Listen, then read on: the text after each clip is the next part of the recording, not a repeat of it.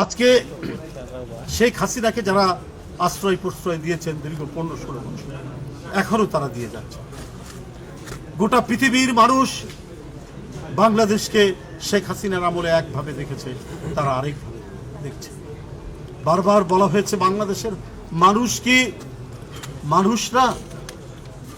দেখা মাত্রই সীমান্তে আপনি গুলি করে হত্যা করেন, আপনি ঠাকুরগাঁর বালিয়াডাঙ্গিতে গুলি করে জয়ন্ত কুমারকে হত্যা করলেন। কয়েকদিন আগে 1 সেপ্টেম্বর এই বৃহত্তর সিলেট জেলার মৌলভীবাজারে স্বর্ণা দাস তাকে গুলি করে হত্যা করলেন।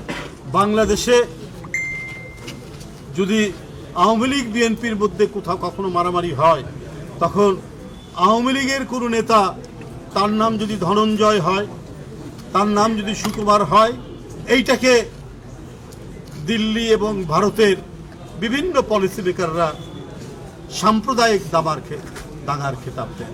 আজকে যে বাংলাদেশি নাগরিক জয়ন্ত এবং স্বর্ণা দাসকে আপনার বিএসএফ গুলি করে হত্যা করলো, এটা কি বলে আপনারা এটার নাম দেবেন?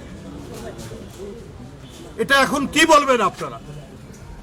এখন তার পরিচয় সে বাংলাদেশি, বেআইনিভাবে সীমান্ত পার হচ্ছে। বন্ধুরা, বাংলাদেশি মানুষের পাখির মতো মেরে ফেলার অধিকার ভারত রাখে,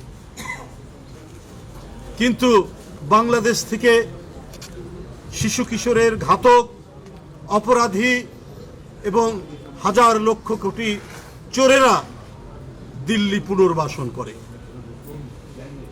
দিল্লি তাদেরকে পুনর্বাসন করে। আর সীমান্তে বাংলাদেশিদের দেখা মাত্রই, সে হিন্দু হোক, মুসলমান হোক, বৌদ্ধ হোক, তার বেঁচে থাকার অধিকার নেই।